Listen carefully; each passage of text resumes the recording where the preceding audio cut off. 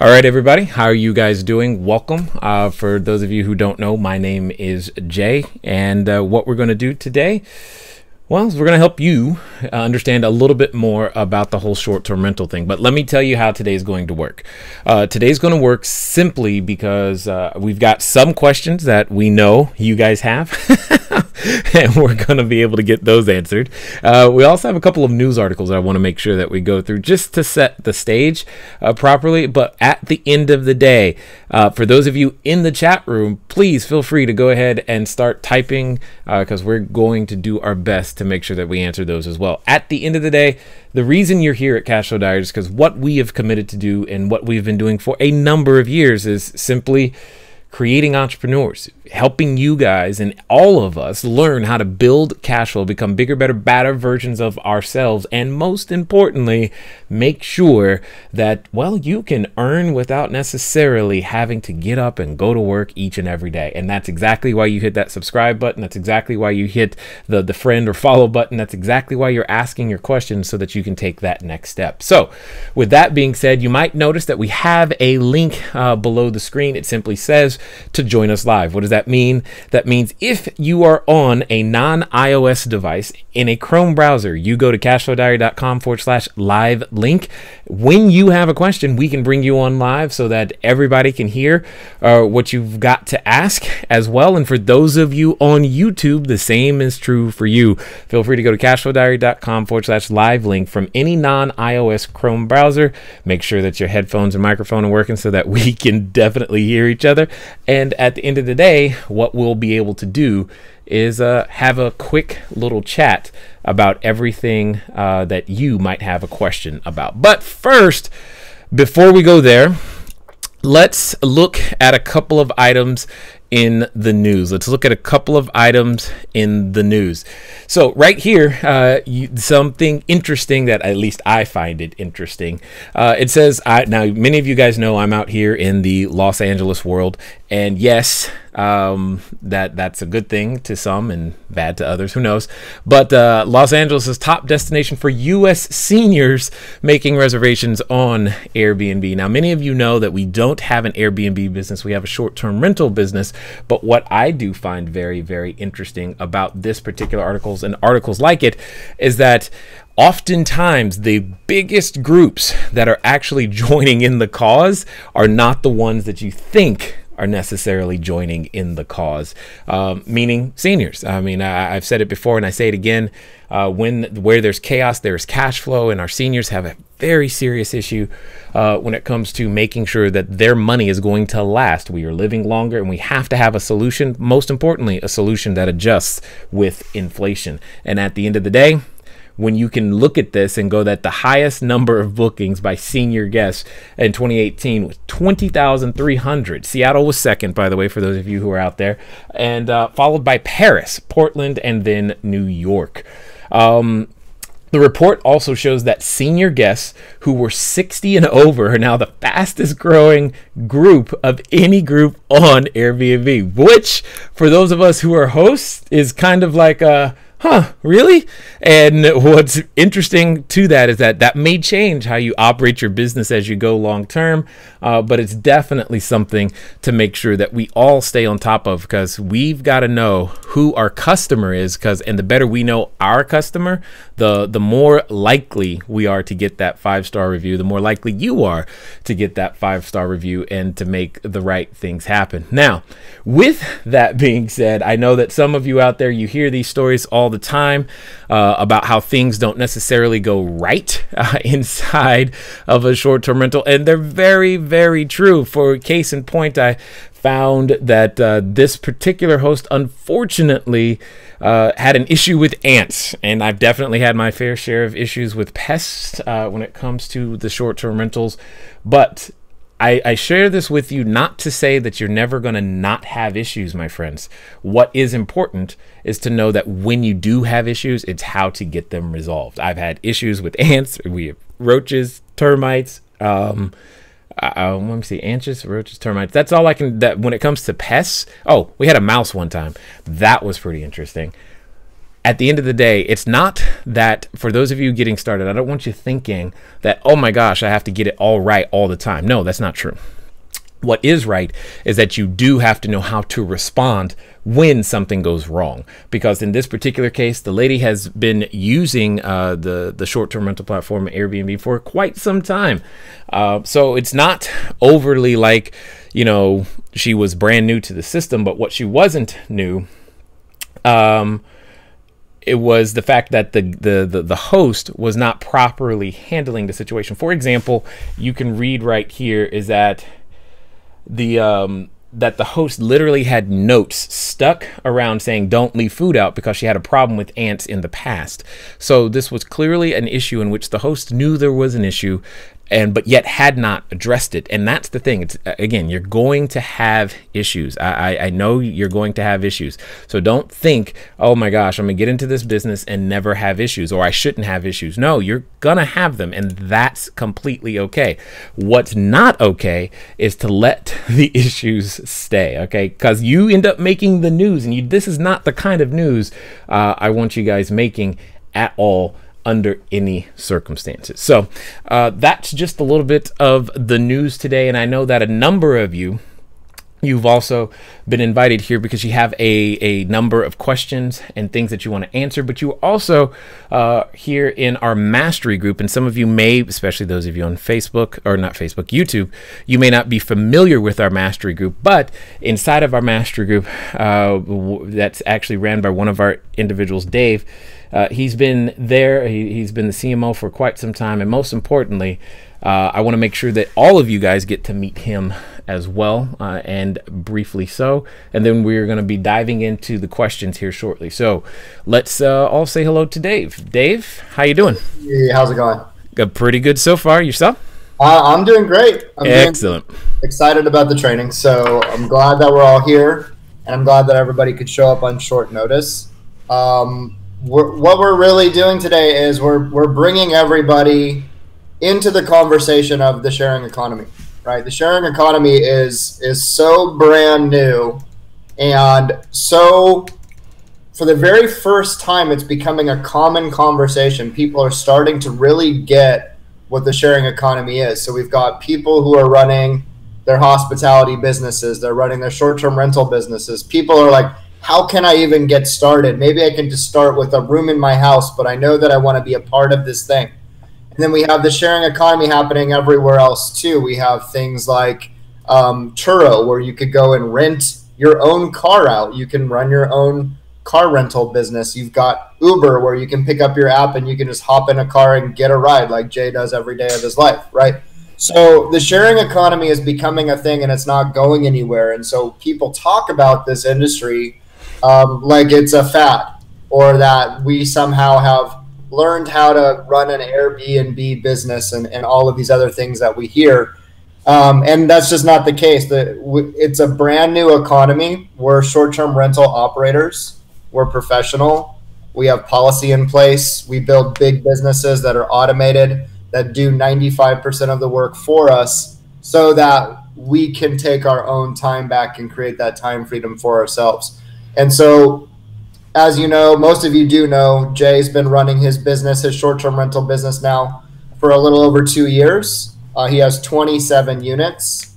Inside the Cashflow Diary family, we have students with as many as 80 units, right? So we're out there creating this conversation and showing people exactly what it takes to be a high-level operator that's proud of what they build, that's out there pushing out 5-star reviews and just having amazing customer service. So with that said, I really do want to welcome everybody here, especially if you're new. Thank you so much for being a part of the Cashflow Diary family. And back to you, Jay. All right, sir. Thank you very, very, very much. And so that everybody knows, you see how Dave and I right here are on the screen, that link below, cashflowdiary.com/live link.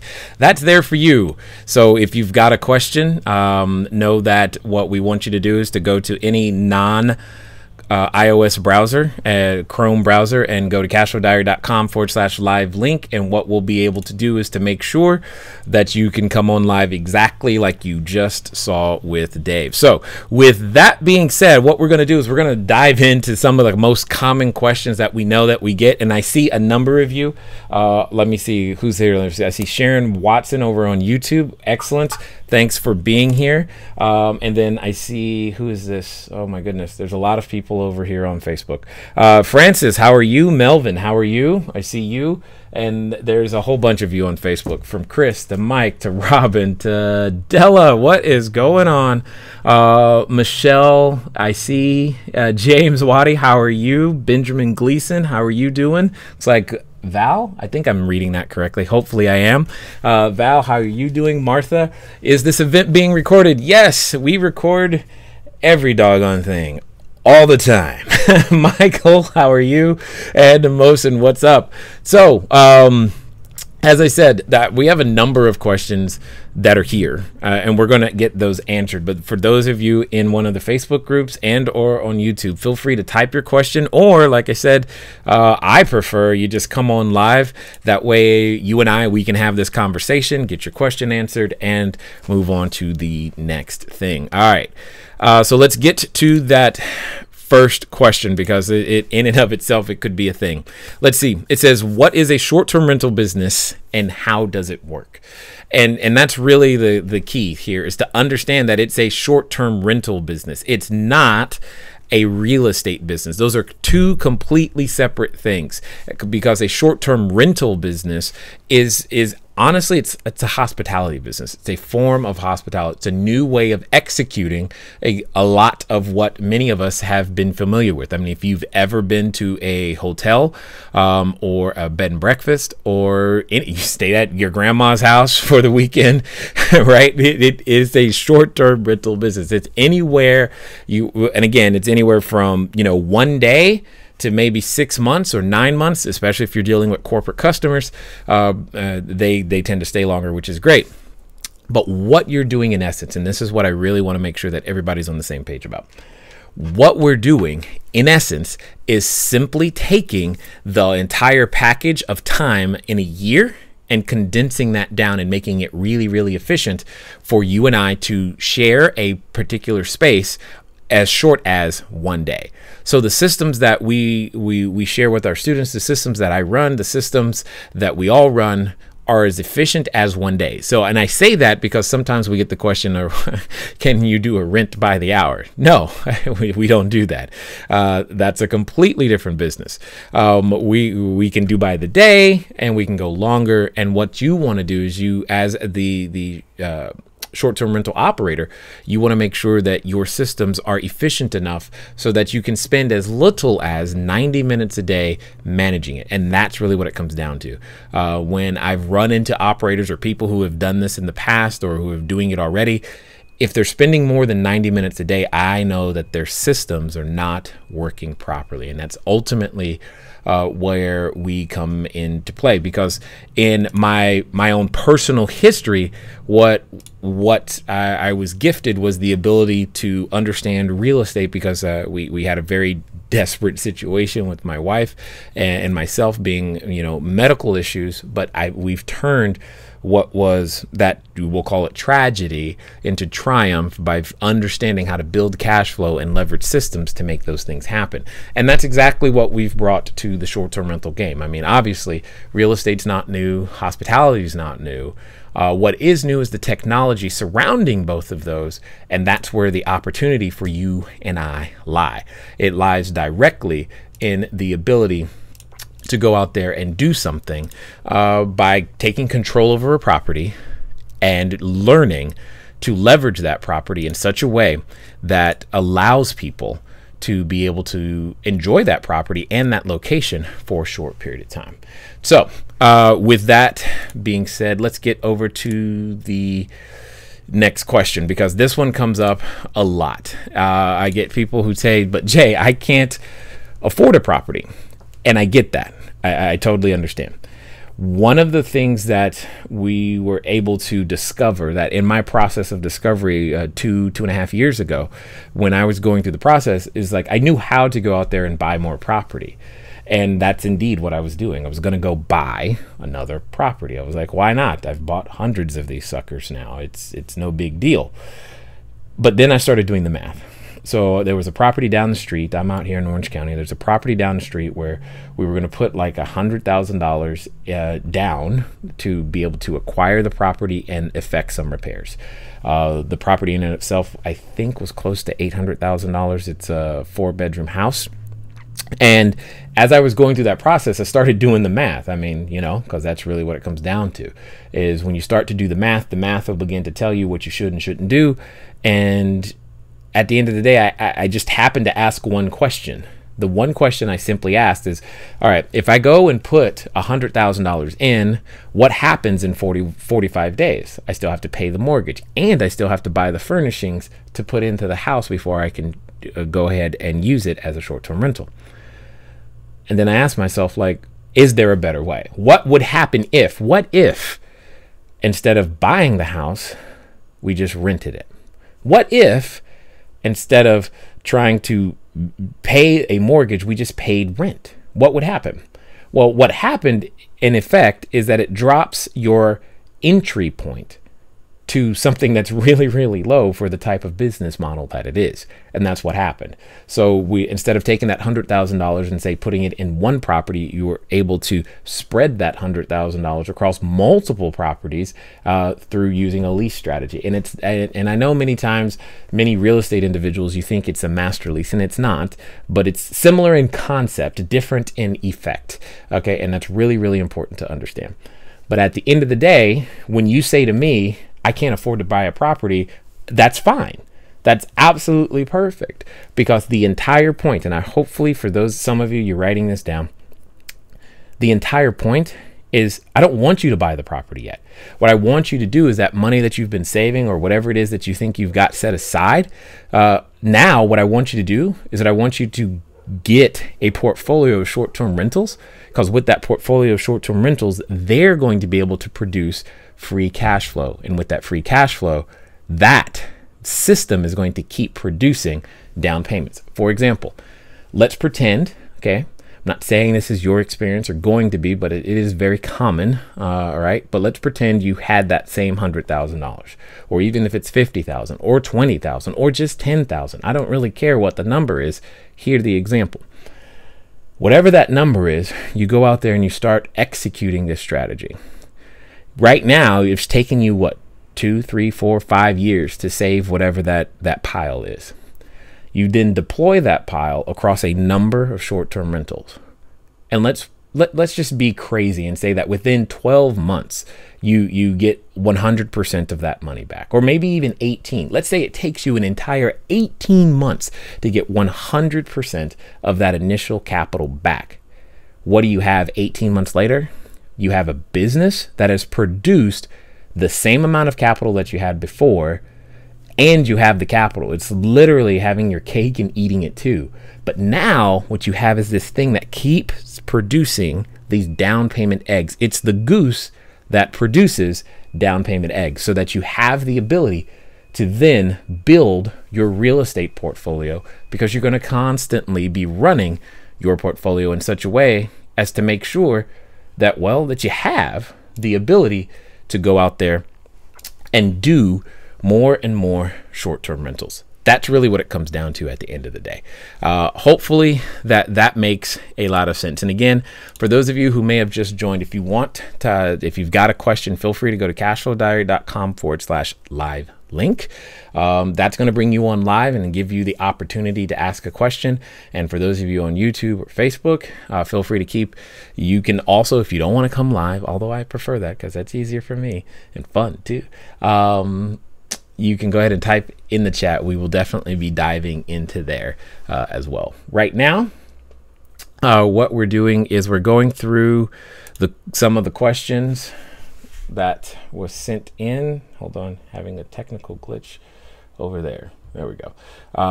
So we're going through some of the questions that were sent in and that we know are there for everybody. So here's the next one: is how do you get started with short-term rentals? I feel like I kind of touched on that, but I'll say it again. When it comes to getting started, by far the most important thing, especially for those of you who have had, I'll say, real estate experience. Many of you who have had real estate experience, you want to start with the property. And honestly, the property isn't the most important place to start. I mean, the property is important. I'm not saying it's not. It's just not the most important place to start. It is a place to start for sure, but it's not the most important. The most important place to start is quite simply, whom do you want to serve? Remember, I've said it before and I'm going to say it again. This is a hospitality business. It's not a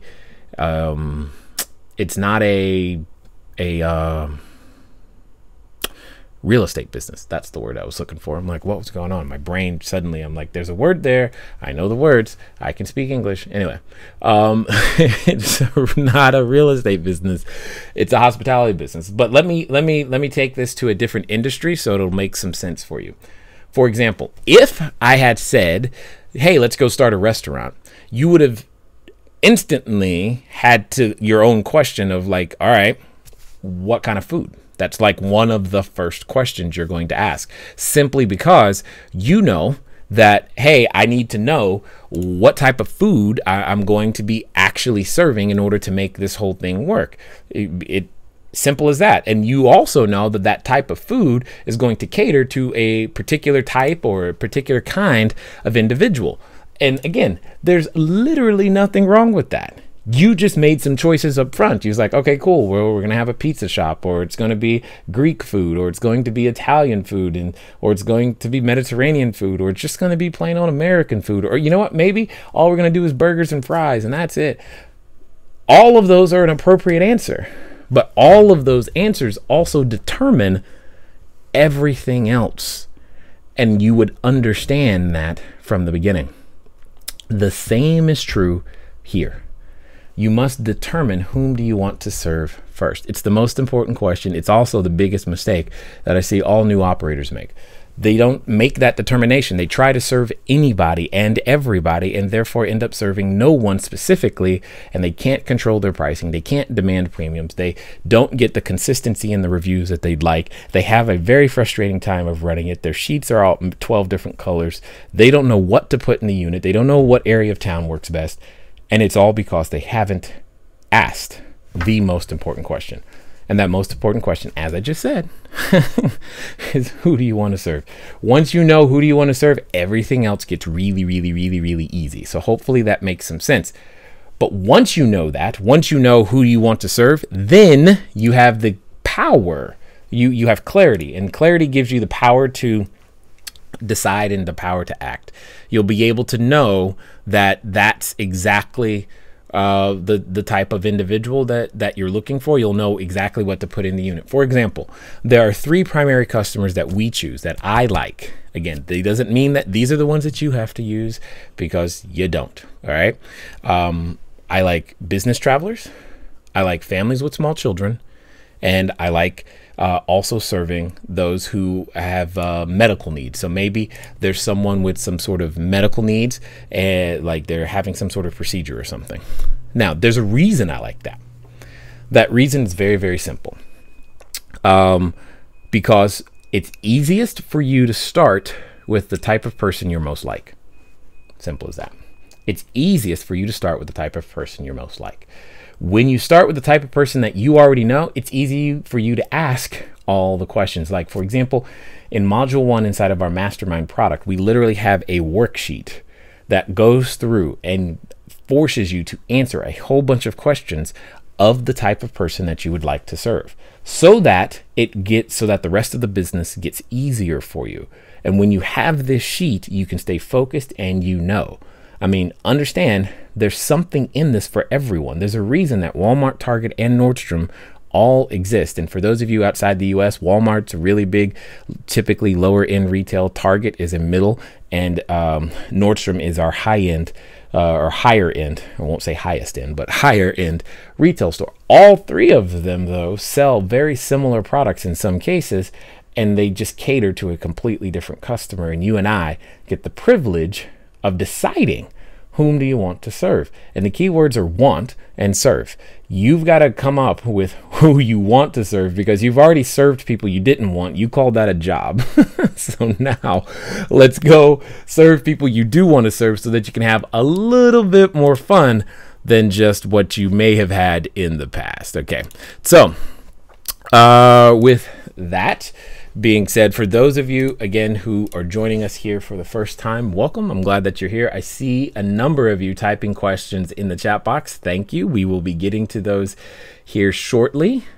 Yeah, we'll definitely be getting to those shortly, for sure, because I see a number of you. And if some of you want to ask your question live today, feel free to go to cashflowdiary.com/live link. All right.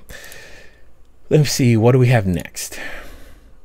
There it is. It says, what is the profit potential of short-term rentals? Now, again, obviously, I can't tell you what you are going to make. I can't say that anything is going to be common amongst anyone. I can't say that your typical experience is going to be blah.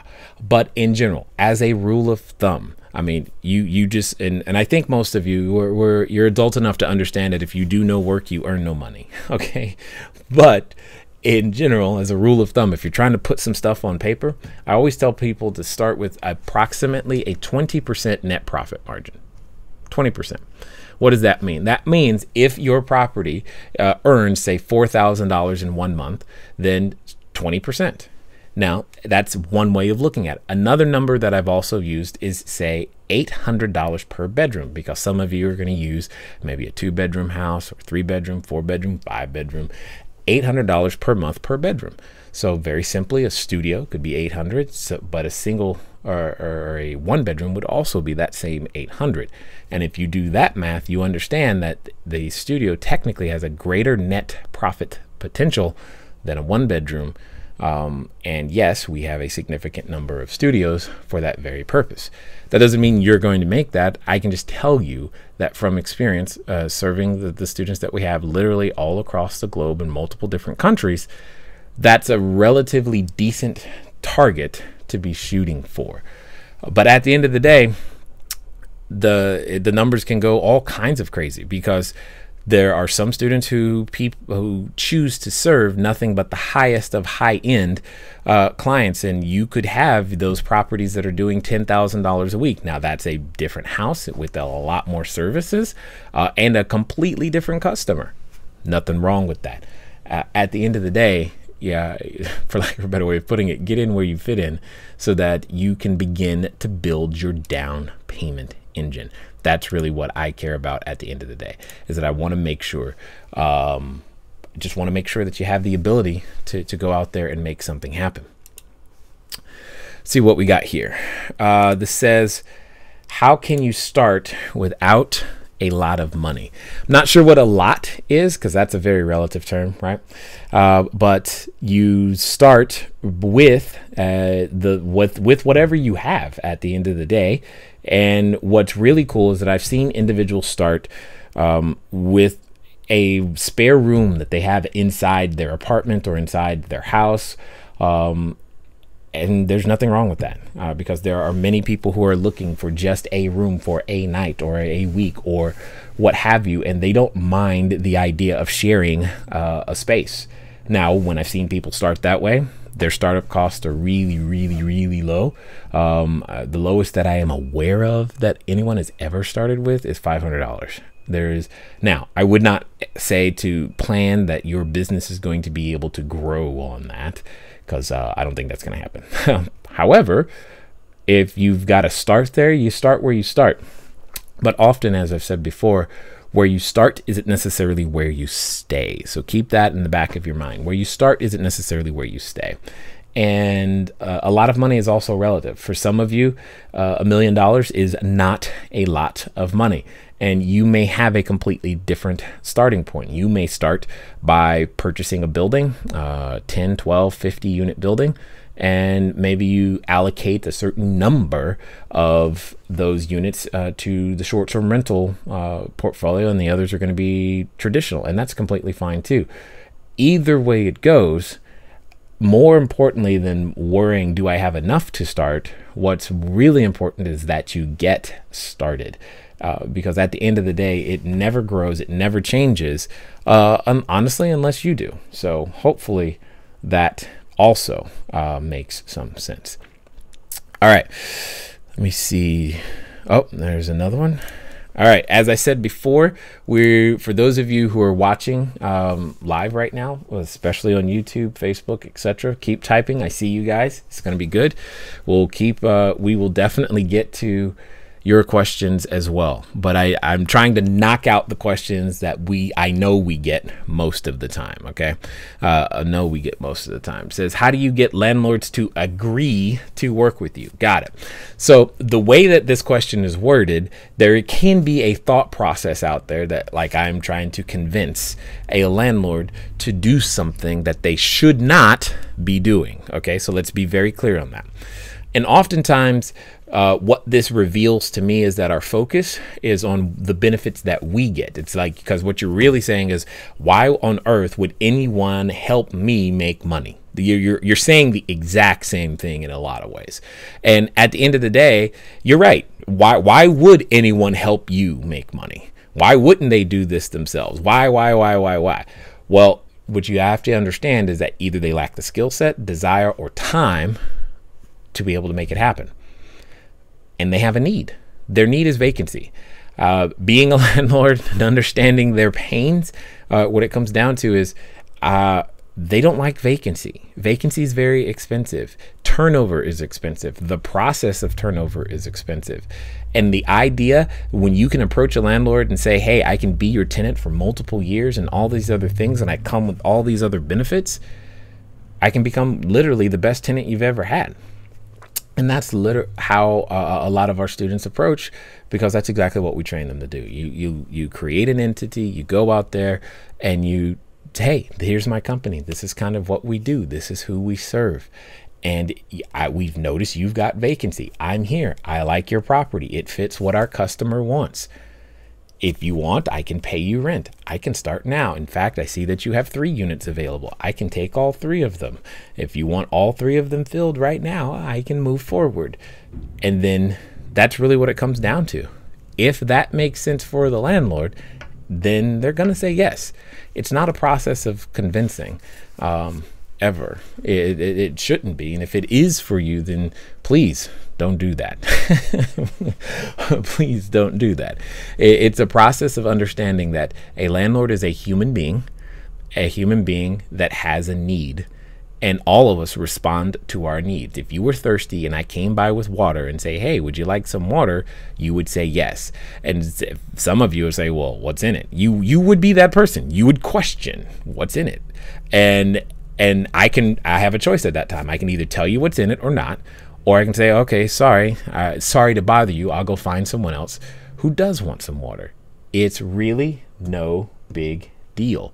That's the thing to really understand.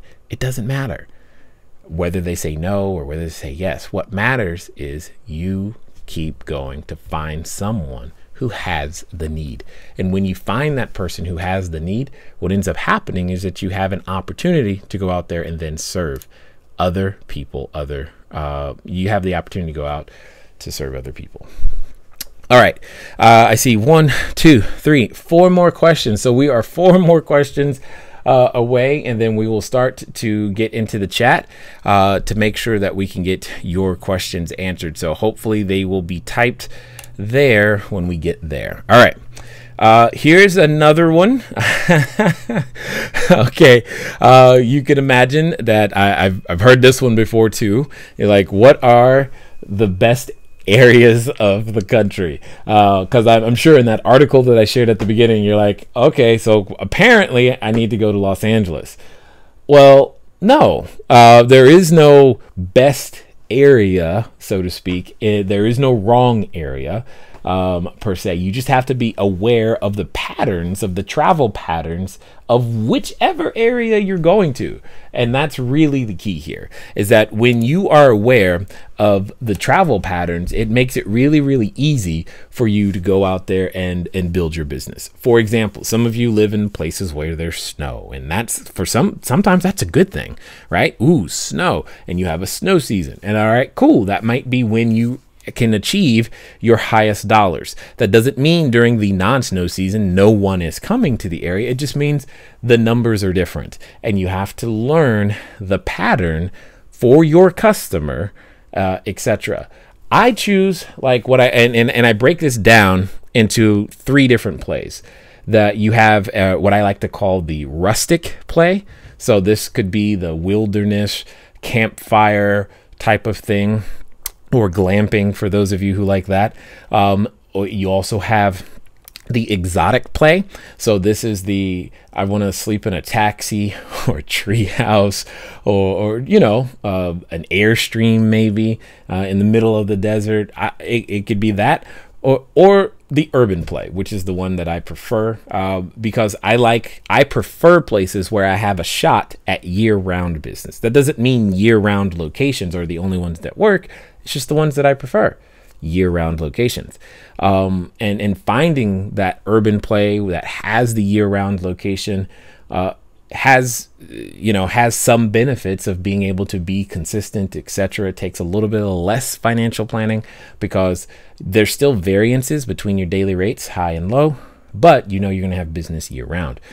So when I say urban plays, think of your Chicagos, your LAs, your New Yorks, your Orlandos, your Nashvilles, your Texas, all over Texas, your capital cities in a lot of states, almost everywhere. If your airport has the word international in it, it's probably one of those year-round destinations because it's a primary airport. It could be a hub. It's not a spoke, which is very, very important from the airline and travel world. So at the end of the day, the best area is the area where you are going to do your best to give that customer the best experience possible. If you're in the middle of the Everglades and you like gators and you know how to give the best gator experience, please do that. Okay. I promise you, I don't like gators. I've lived in Florida. I don't know how to swim. I have no desire to be anywhere near that particular environment. But if that's your environment, then do it. So one of our students is literally building a glamping site in Utah near the Big Five. And that's because she likes that. And that's great. I am not a camper at all by any stretch of the imagination. But I did tell her because she's doing this, I will go at least once. So I'm on the hook for one starry night for sure. But I don't know if I'm going to do how many of those I'm going to actually be able to make that happen. All right, let's get to the next question because that's pretty funny. It says, there are a lot of properties on Airbnb. Is there competition? There are a lot of properties. Yes. I don't know. That's not necessarily a bad thing though, because we're far from achieving, short-term rental operators, this industry, alternative accommodations, we're so far from achieving any sort of market penetration, marketplace acceptance, adoption. All of these things are things that are still in the future. So we've got all kinds of time, like literally all kinds of time. But the fact that there's another person offering a place to stay, that doesn't mean you shouldn't. It just means you have to be better. Right now, you just have to be present because there's so much demand and so little supply. You just have to be present. Literally, just be present. Now, what's going to happen, as happens with every industry, is that it gets professionalized. And as an industry gets professionalized, the customer begins to demand more. And as they demand more, all standards must increase. And if you know how to increase your standard, if you increase your standards first, you have the opportunity to build a brand where your standards are strong and live and right there first in your area. And that's really what's important to understand, is that building your brand now is it's literally like spread your wings, grab your land, build your brand, Because what's going to happen is that as more regulations, ordinances, etc. comes to the marketplace, you want to be the ones that are there, that have already got the experience, that can, in some cases, maybe you can help shape the way things work and look like in your area. And that's exactly the position that you want to be in. All right, that's exactly the position you want to be in. So the fact that competition exists is a great thing, because it tells you that the model works. If, in fact, if there is nobody doing it, that could be a sign that there's a reason no one's doing it in that area. So just do a little bit more research, find out why, because I've seen areas where nobody was, and I did research and realized that, hey, there's no reason for no one to be here. There's just no one here yet. So we entered, and now there's lots of people there, and that's okay. It doesn't bother me. I'm more concerned that entrepreneurs go out there and we train ourselves to recognize opportunity and capitalize on it. And again, for those of you, we're getting close. I think we got like 2 questions left. If you want to join us live, go to cashflowdiary.com/live link, any Chrome browser, and we will do our best to make sure that you get your question live as well. All right. Next question is, how do I find investors? How do you indeed? Investors are humans that have a need, and typically their need is to find a way to go out there and earn some additional income or additional capital. They're trying to grow either their capital stack, or they're trying to earn a stream of income.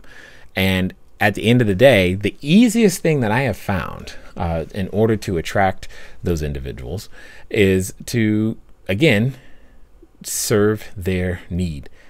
Almost all of us have a need for greater financial education as well as networking. And one of the best ways to do that that I found is to play a board game. It's the Cashflow 101 board game, to where you, and if you hear me correctly, what I'm saying is go play the board game, learn to teach the board game, invite people to play the board game, and those individuals who you begin to develop a relationship with over time will become some of the ones that you can transact business with. At the end of the day, if you have the expectation that somehow you're just going to go to some investor shop and pick up 12 investors and then go home, that's not going to be accurate.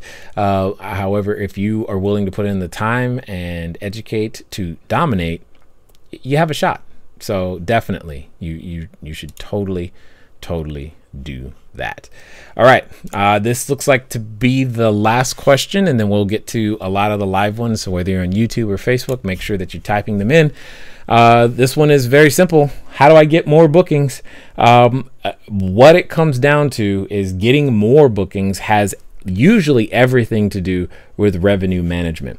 Understanding things like how far in advance do your guests typically book. This is really, really important because it varies from marketplace to marketplace and customer type to customer type. For example, if you happen to be serving those that are having medical procedures, they tend to book very far in advance. Why? Because they're booking these medical procedures very far in advance, and they know. The same could be said in some cases of the corporate customer, because they can, like if a contract worker is getting flown to town for some sort of project, they know that a little bit ahead of time. That doesn't mean all the corporate clients do, because you have those salespeople who come back every week, Monday through Thursday, or Monday through Friday, or Tuesday through Friday, or Tuesday through Thursday, or Tuesday. You get the idea. They have these regular schedules. But the way to increase your bookings is to understand your marketplace and whom you are marketing to. Most importantly, it's like I said at the beginning, whom do you want to serve? Do you have what the person you want to serve is looking for? Do you have it? For example, it could be something as simple as adding a desk, dedicated workspace to your listing, and making sure that your guest, your potential guest, knows that it's there. Because I promise you, the people who are coming for business, they are always looking, is there a comfortable place for me to set up my laptop and work? And obviously, many of you understand that that same person needs reliable Wi-Fi. There is no other option other than reliable Wi-Fi. That is the only thing that works. Wi-Fi must exist, must be there, period, bar none. That is the minimum. So I don't really need to say that, but Do you have it? Is it fast enough? I mean, all those types of things are things that can help you get more bookings. Do you have the right and the best kind of professional images on your listings and advertisements? Do you? Are you building your database to make sure that you can increase your repeat business? Because ultimately, understand, regardless of what marketplace you're using, whether it's Airbnb, HomeAway, VRBO, Flipkey, Wimdu, Travelocity, Booking.com, Expedia, I don't care. Those are just your customer acquisition channels. There is no need to keep paying the customer acquisition fee repeatedly. You should be using those, and you should learn how to use those as a customer acquisition channel, build a database, and then go independent from those sites. Be able to have a significant percentage of your income come from somewhere else, so that if you want to run a special at any time and when you're feeling like bookings are low, that you can go ahead and get that done and taken care of. These are the things that you must do if you're going to become a professional operator at a minimum. Woo! That was definitely rapid fire, lots of questions, but hey, I guess we're not done, because there's a number of you who are here live, and we definitely want to do our best to get those questions answered, because you typed those in. I'm gonna head on over to YouTube first to see what questions that we've got. And we'll do our best to keep that going. And again, if you've got a question you want to ask it live, go to cashflowdiary.com/live link. After we get through these live questions, I think we're pretty much done for today, and then we'll be able to go on from there. All right, Sharon Watson is from Facebook, says, I closed on a duplex last July and found out the house already had property management company and a renter. I'm waiting for a management company to let me know if they will work with me on Airbnb. No question, new owner. Got it. If it's your property, Sharon, whether they will work with you or not, it should be honestly irrelevant. It's your property. And if they don't want to, you should learn to run it yourself. Again, running a short-term rental is not about having a property management company in the middle, in my opinion. You should learn how to run it yourself, because again, you may be imagining that it takes a massive amount of time. Now, that doesn't mean there is no work. I want to be really clear about that. There is work, but it doesn't mean you're doing the work. It does mean you can play quarterback, for lack of a better way of putting it. That's kind of how I look at it today. You get to play quarterback with the work that does need to be done. And with the correct systems in place, Sharon, you can get that work down to just mere minutes on a daily basis. All right, someone named TMG is going. Oh, cool. So it looks like someone's coming on live. That's great. And for those of you coming on live, make sure that your camera and microphone are on, and we'll get to you in just 1 second. Let's see. Someone named TMG says, good afternoon. Love the podcast. Well, thank you. I appreciate that. Hopefully all of you are podcast listeners in some way, shape, or form. Go to cashflowdiarypodcast.com, and you'll be able to listen to the podcast. All right, so let's get to some more of these questions over here on Facebook. Francois says, hello, Melvin, what's up? Daniel Ortiz is asking, do you cold call as one of your marketing strategies? If so, what's your approach with pre-foreclosure prospects? I don't cold call for properties in that way. That doesn't mean we couldn't. I don't necessarily like sit on the phone and call people. I recommend when you're looking for properties, you go in person to that particular location, because again, if you're following the process in the system, you start with who do you want to serve, and who do you want to serve is going to direct you to a certain area of town, and then you go to that area of town looking for the for rent signs, which by default means I'm not looking at pre-foreclosures. Now, if I wanted to buy a pre-foreclosure, that's a completely different thing, but right now I want everybody to be focused on getting properties that they can rent, so that they can keep themselves in a position to continually buy. I don't want you to buy just once. I want you to be able to buy multiple times, repeatedly, over and over again. And the way to do that is to put yourself in a situation in which you have a system that keeps producing income over and over and over again, so that you have the ability to do that. Otherwise, you're going to buy one time and then you're done. And that's not exactly what I want you to do, Daniel. So hopefully that makes sense. Christina Garza says, hello, how are you? Steven Ramirez is asking, what are my short-term rental business goals? How many units? How much money? Got it. So for me, it's not really about how many units or how much money. It was more about how quickly. I asked myself a very simple question. I want to be able to buy a 15 to 20 unit building, so maybe 12 to 20 unit building in California, and I'd like to buy one a quarter. If I want to buy one a quarter, how much money do I need for a down payment every 90 days to make that happen? And when I did the reverse engineering, because that type of building is going to be somewhere between 1.6 to 2.2 million dollars, that says to me that I'm going to need somewhere in the neighborhood of $400,000 on a quarterly basis. In order to do that, I believe, after reverse engineering everything, that that's going to be around 100 short-term rental units. Okay, and those 100 short-term rental units will produce what I need in order to make that happen. So hopefully that makes some sense. All right, it looks like we have one of a live guest here. So hopefully, let me make sure I can hear him. Hey, Jay? Oh, you can hear me? All right, excellent. Hold on, I'm gonna bring you on live so you can ask your questions. So just give me 1 second. And hey, there you go, Jay. How are you? Howdy, first time I've ever used any of this. Well, welcome. I'm glad to do that. Do us a favor. Tilt the camera down just a little bit because it's cutting off the top. There you go.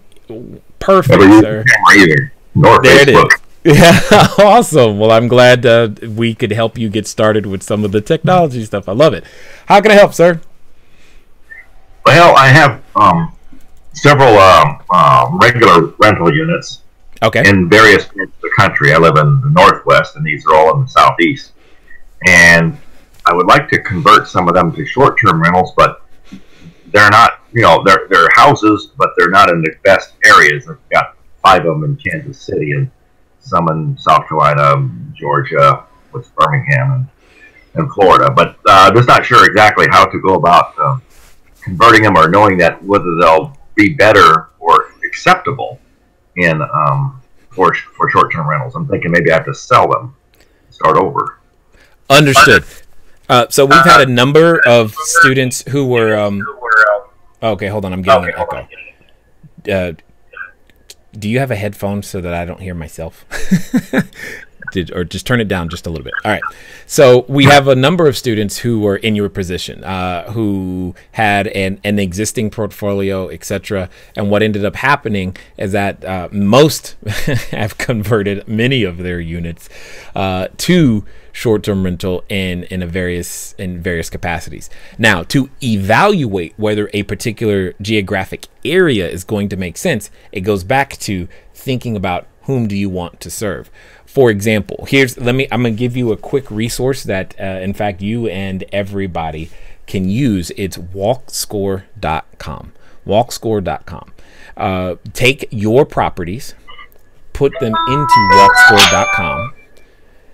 Put the address in, and it's going to spit out a number. That number is going to tell you certain things about not only the safety, but the walkability of the property. And again, for me, because I like the urban or business traveler, what happens is that I want that number to be high. So if you're trying to serve that same person, you want that number, in my opinion, to be 70 or higher. And it may or may not be, but that can be one of your first indications if the property actually may work for you, or may work or not. So hopefully that makes sense. Does that make sense, Jay? Yes, I'm sure none of them would be in urban areas. Or poor areas. Several of them have Section 8 renters in them. So. Well, you would be surprised is really what I'm trying to say. I don't want you to discount them simply because of that at the beginning. But what it would be worth, I think it's worth at least exploring whether or not whether or not it works. Does that make sense? Now, if you want, what I can do is that if you're willing to share one of the addresses, I can put it in and show you exactly how I would look at that. Yeah, one that's coming up off lease in Kansas City. Okay. I was,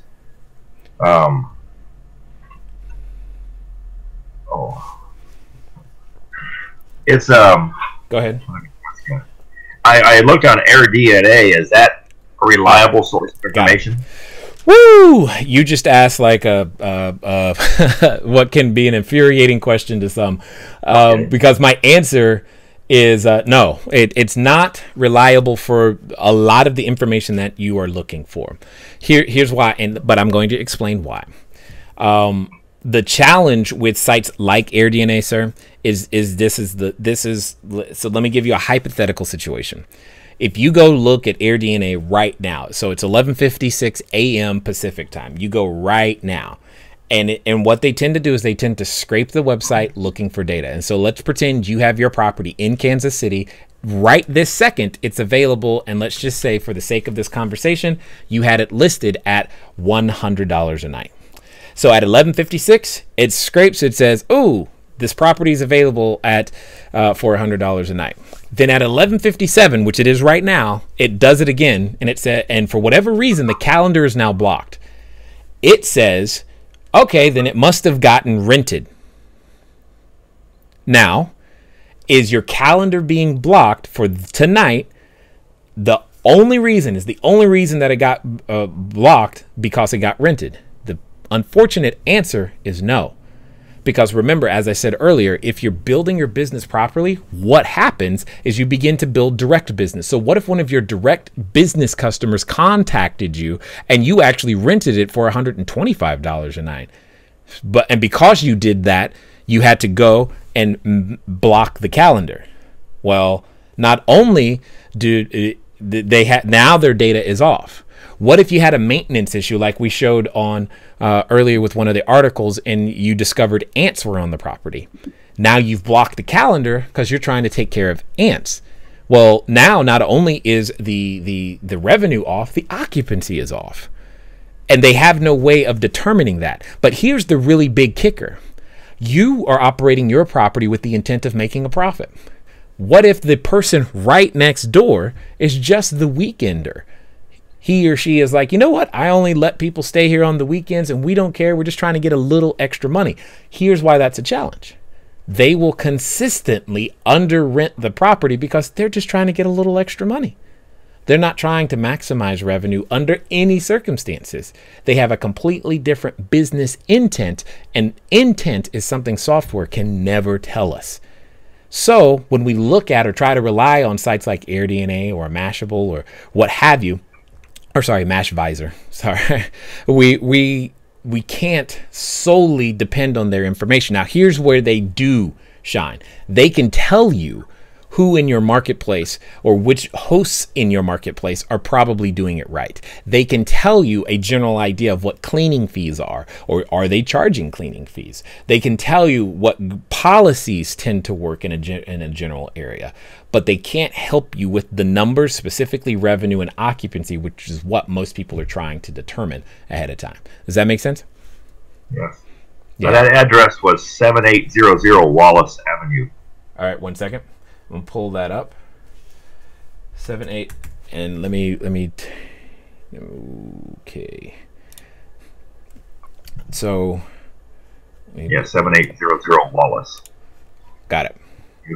Kansas City, Missouri. 7800 Wallace, Wallace. Yes. Avenue, KC, Missouri. Got it. Okay, give me 1 second.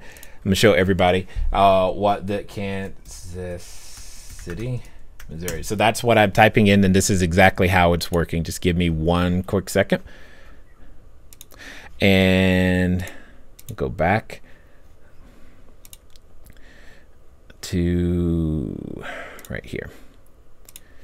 All right.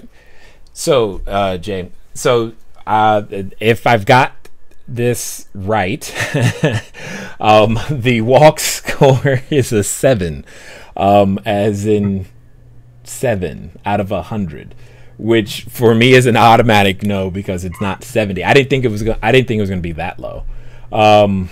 So for the urban play, this particular property is a no. However, let me see what else is in the area. Okay, so this one is heavily dependent upon bus lines and transit. Give me 1 second. I'm looking at some. There's a okay. Yeah, go ahead. Wide swaths of houses out there, far from the city center. Yeah, and that's really the challenge. It looks like it's far from the city center. It looks like it's far from the airport. I don't see a hospital nearby. I don't see the convention center nearby. I don't see anything really, quote unquote, nearby. Is that accurate?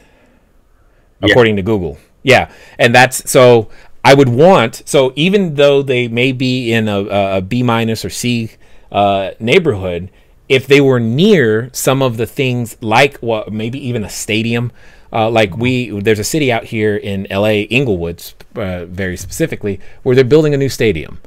It's not exactly known for high-end anything, but they're building a new stadium.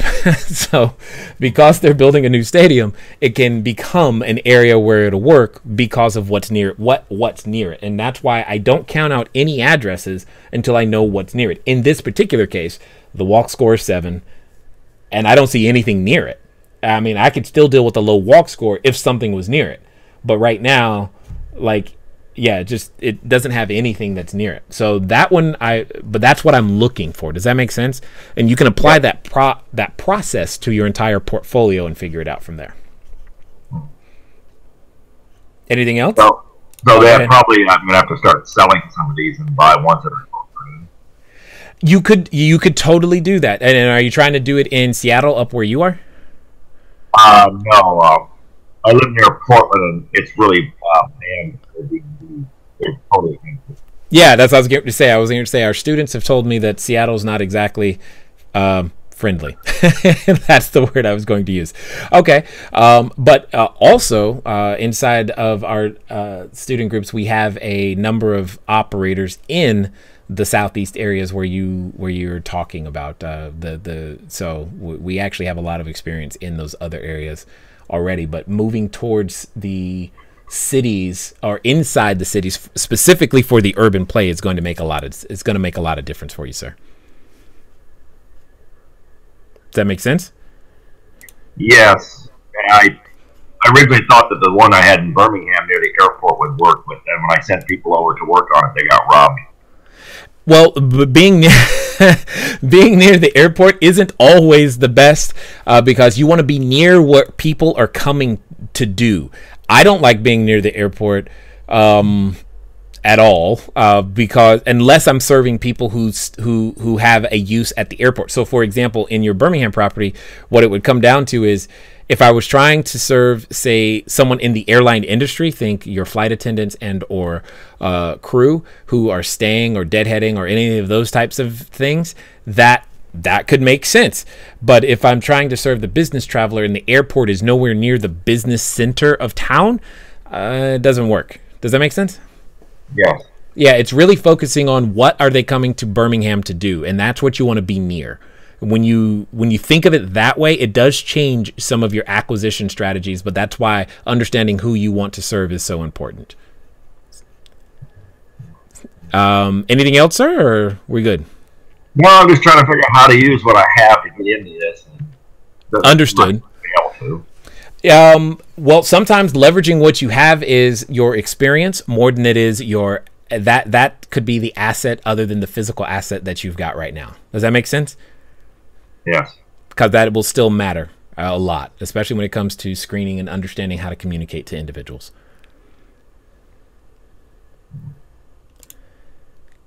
Guess I'll just have to learn more on where to buy. Yes. Yes, absolutely. Absolutely. And it, again, like I said, it starts with, as I said, who do you want to serve? For sure. Definitely starts with that.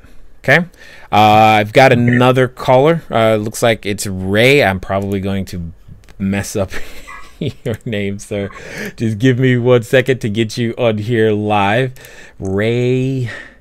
I'm going to say it's Goto, but we're going to find out if I got it right. I don't know.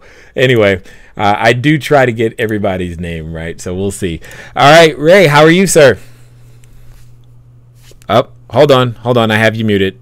There, go ahead. Sorry, say again. I'm great. How are you? So far, so good. Thanks for being here. Thanks for being here. Yes, it's Goto. Find out if I got it right. Yeah, that's right. That's right. Anyway, hey Ray, I need you to hit the. I need you to get some headphones because it's echoing back through. Hold on. I have you muted. Okay. I was doing a whole thing with Facebook. So I turned that off. Is that okay? Yes, the one that the one that's playing the video right now is the one that has to get turned off so it doesn't echo in loop. Oh. It seems to be fine at the moment, so we're good.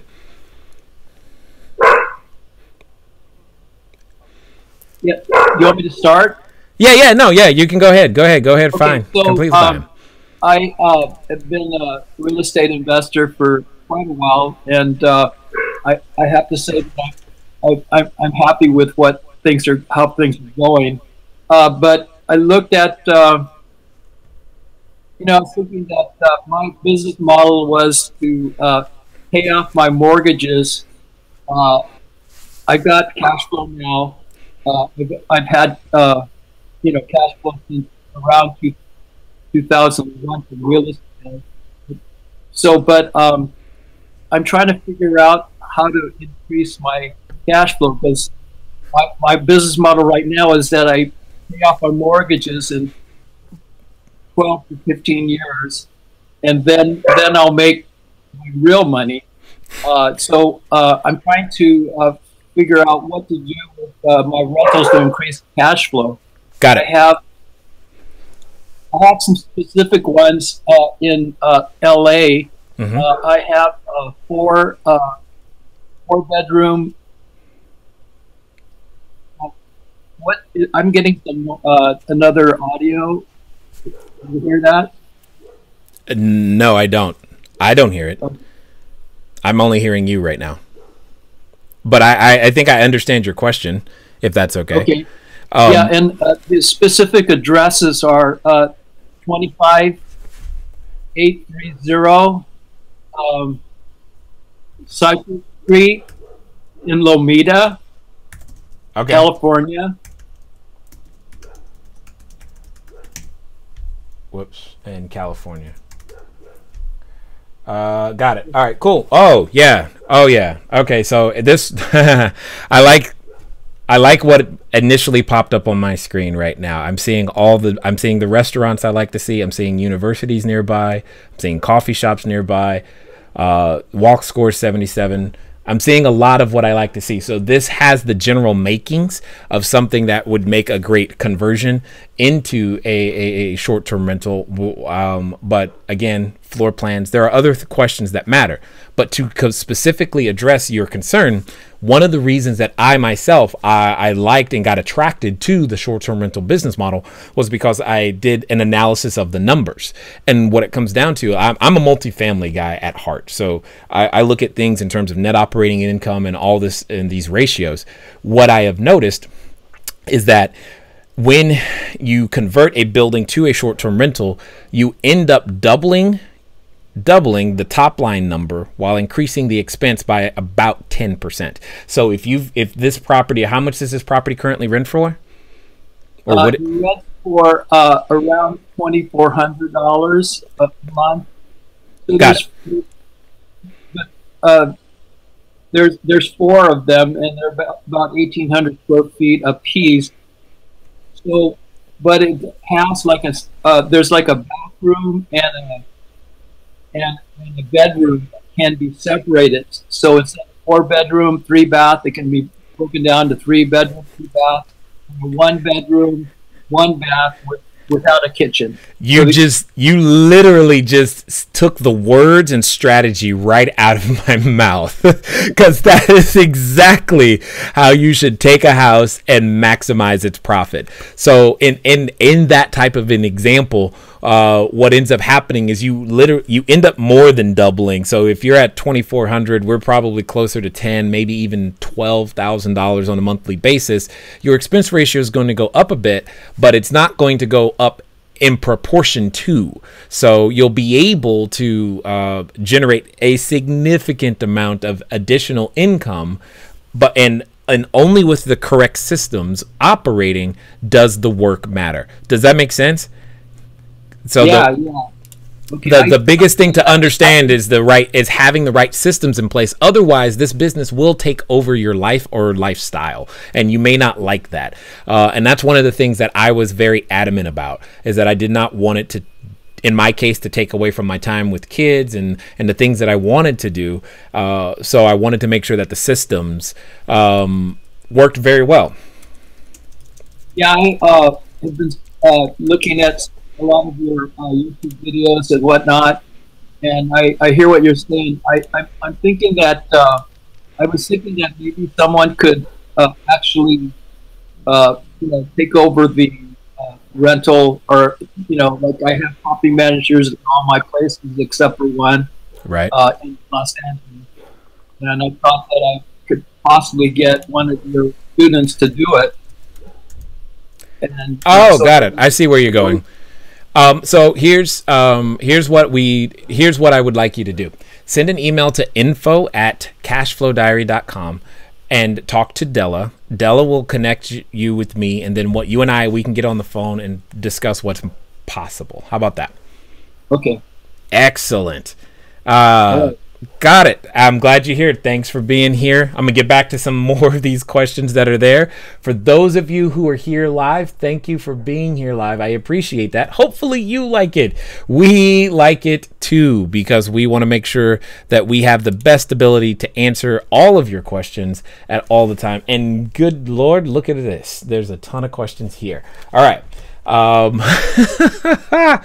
Wow, I love it. All right, so let's see if I can get through some of these questions right now. Let's go to where was I? Where did I stop off? Okay, there we go. It's like Chad Raggio. I'm sorry, Chad, if I butchered your name, please forgive me. What should I discuss with an apartment manager, or should I discuss short-term rentals with someone else, apartment owner? How does that conversation start? Chad, you should always deal with the person who owns the building. I like owner direct conversations, kind of like what you just saw. I was talking with Ray. Ray's the owner direct, owner direct. Don't like REIT conversations. Don't like conversations even with property management companies. I like to talk to the owner. How does it start? Very simple. I'm going to pretend you're the owner, Chad. Here's a very easy conversation. I'm calling on your for rent sign. It would be very simple of, hey, Chad, my name is Jay. My company and I are looking to lease a number of properties in the area. Are you the right person to talk to about that? That's literally how the conversation starts. All right, Rafa, how are you doing, Rafa? Steven Ramirez, what is your why, your motivation to keep hustling? Honestly, Steven, my motivation to keep hustling is you guys. And I know that sounds corny or whatever, but that's the truth. I learned maybe, 8 years ago now, 5 years ago now, back when I only had about 117 houses at the time, and I got really bored. And being at the time, I think I was 38, 37, 38, something like that.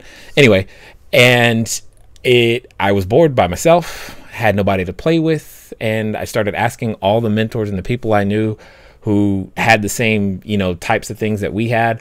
I was like, what do I do? And they're like, you got to find a cause. And that cause became teaching. And I find honestly more enjoyment helping another person get started and do this thing and change and grow, i.e. creating entrepreneurs.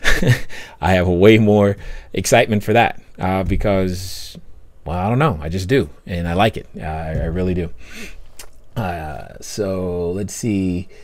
Glamping, nice, good luck. Okay, cool. Let's go. I see a whole bunch more questions, so that's what I'm doing now. I'm trying to, oh my goodness, scroll back.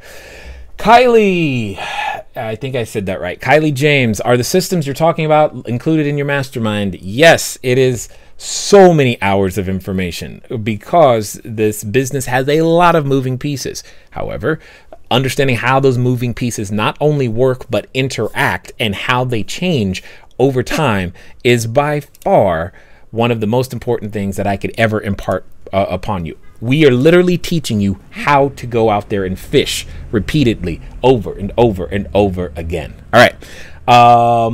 J. David Willis. I think this is the guy I was just talking to. I own several units, but they're not nice. Yes, that was. Nadasi, how are you? Says, hi, Dave. Can you please check your inbox? Okay, that's pretty funny. Mosin, I can help. Okay, got it.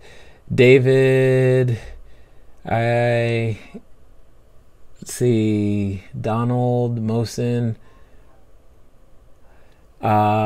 Jeff, Jay, it seems like most or all of the units you and others have are studios or one-bedroom units. What are your thoughts on 2 to 3 bedroom apartments or homes? Is there a downside to more bedrooms, etc.? I'm looking at Adrian Wood's model. Yeah, Adrian does a good job with houses for sure. High-end area, high-end theme, designer units. No, it's not a downside, Jeff. It's a preference. It's literally a preference of who do you want to serve. Doing the high end, you're going to have longer lead times, meaning whereas I can get a unit filled within 14 days, 7 days, sometimes 3 days. Like if I'm 3 days out and a unit is still vacant, I'm not overly stressed because I know my customer still can come last minute. If I had a high end place that was 3 days out and vacant, I would be stressed. In fact, you're going to have a longer lead time. You're going to have higher end furnishings and everything in there. Your customer's likely to stay longer. You may have more seasonal fluctuation. All of those things are there. Nothing wrong with the model. You are going to have additional services like crazy because your customer expectation is so much higher. All of those things are fine. And what Adrian's been doing with the Hollywood homes, etc., I think is great. I totally think it's great. Maybe we should go up there and film. I don't know. There's an idea. But at the end of the day, it's long as you understand the who do you want to serve, that's the key. Who do you want to serve drives everything. Now, when it comes to running your systems and the technology behind it, you're still going to use some of the same systems. You're just going to have a completely different customer. And that's the thing that I really want to stress. So yes, Jeff, I think it makes a ton of sense. It's just not who. Remember I said, who do you want to serve? Who I want to serve is different than who Adrian wants to serve. In fact, here's a couple of other ones that would work, Jeff. What about serving the movie studios? Like literally, all you do is the studios. The studios need sets all day long. You make a ton of money, especially with these houses down in the area. The area where we live, it's kind of crazy. You know the houses I'm talking about. They're there, right? So just keep that in mind. Let's see. Haley, what's going on? Let me see. Because it's a lot of work, but well worth it. I love it, Haley. Yes. Ray, I've already talked to Ray. Michael, I have had huge success in Cashflow 101 in San Diego for the past 7 years. That's good to hear. I totally appreciate that. Nadasi, I meant that we have 3 units that we want to attract a different client to our upscale units, but they tend to choose the lower rate customers. I also can't seem to find our listings on the website, and all 3 are new. Got it. So, Nadasi, when you're having trouble at the marketplaces actually locating it, what happens is that sometimes they do what is known as geo-indexing. And it's like if you've ever typed into Google and you start looking for a particular place by the name or city, you know how it auto completes the rest of the name? It takes time sometimes to get that listing in there. What you can do is call the platform, whatever platform you've placed the property on, and ask them, hey, I'm just trying to make sure it's properly indexed. Can you see it? Additionally, you also should try to search from an incognito browser, nothing with cookies on it, because they do track all of our activities and that does influence search results. Okay. Wow, let me keep going. I'm looking for a co-partner in San Diego. I have a unit and money, just need a co-host to help. I don't know who's in San Diego off the top of my head. Shirley, that's who it is. Shirley would be the person that comes to mind. Says, what channel manager you use with your 27 units? Currently, we are using Toki, but that's about to change. We're looking to scale and need to be able to manage everything in one place. Yes, Sherry, we are, for our students, we are in the process of reevaluating, because again, we are in the cutting edge of technology, or cutting edge of business, and we need our technology to keep up. And we are in the process of reevaluating an entire new set of software to make that more efficient. Keep going. Mike, hi, Jay, just happened to click on Facebook and saw that you're live. Welcome. Hi, I'm glad that you're here. That's pretty funny. Tamara, can you please go into specifics of how to fund short-term rentals? By specifics, I mean give an example of several funding sources and dive into detail on one of them.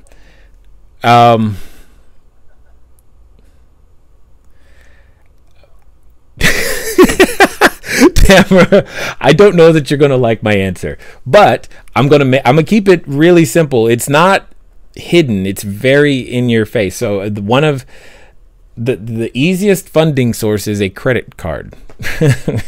Okay. I've seen many students do this, where they either play. It is very simple. Play Cashflow with somebody. Let them know what you're up to. Okay. They often have the money on a credit card, like $10,000, $20,000, and then they get the cash advance on the card, and you guys negotiate a transaction that works. Usually, I would recommend paying them no more than 5 to 7% on their money at the most, because that's what your business can handle when it's first getting started. It's really simple. It's not, and I think unfortunately, a lot of us, we can try to complicate the subject of money because we think it's supposed to be harder than that. So, but it's not.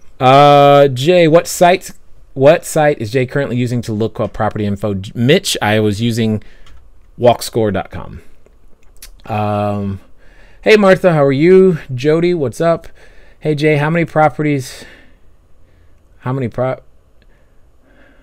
will my property do if I turn it into a short-term rental? Oh, so you're giving me another one. Hey Martha, let's tackle that one on Tuesday. Since you're in the student group, we'll be able to get one of those. Thank you, Jay. You're the man. You're welcome, Kylie. Hopefully I said your name right. So how can I start short-term rentals when I'm staring at my last couple of nickels really hard? Got it. Is that Bunting Macaulay?